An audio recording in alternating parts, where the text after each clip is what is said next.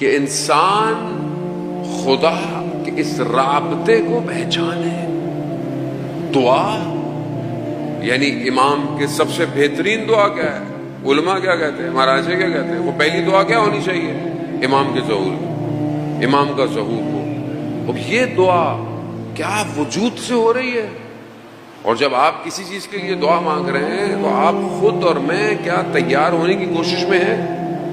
کیا یہ دعا واقعاً میرے عمل سے نظر آتی ہے؟ مثال کے طور پر ایک بچہ دعا کر رہا ہے، پروردگار مجھے فلانے ٹیسٹ میں، انٹری ٹیسٹ میں پاس کر دے، مجھے مثلا میڈیکل یونیورسٹی جانا ہے، انجینئرنگ یونیورسٹی جانا ہے، مجھے یہ پڑھنا ہے، جو بھی دعا کر رہا ہے، تو کیا صرف دعا اس کو لے کے جائے گی یا نہیں؟ پتہ چلے گا ہاں یہ پڑھتا بھی ہے، 8-10 گھنٹے پڑھائی بھی کر رہا ہے، کوچنگ بھی لے رہا ہے، کتابیں بھی کھولتا ہے، زحمت بھی کرتا ہے، خوب نظر آ رہا ہے کہ ہاں اس کی دعا اس کے عمل کے ساتھ ساتھ ہے.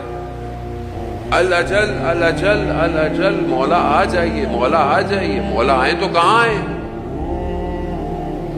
اب یہاں اس کا مطلب وہی ہے کہ ہم ابھی اس اضطراب کی کیفیت کو سمجھ نہیں پا رہے، اس دعا کو سمجھ نہیں پا رہے.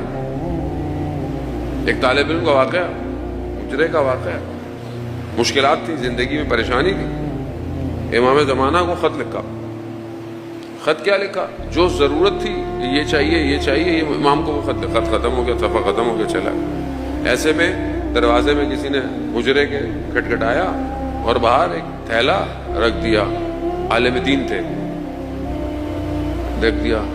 کہا اپنی ذاتی ضروریات کے لیے امام کو مت پکارا کرو. یہ لو، یہ لے لو. امام نے حوالہ بھیج دیا.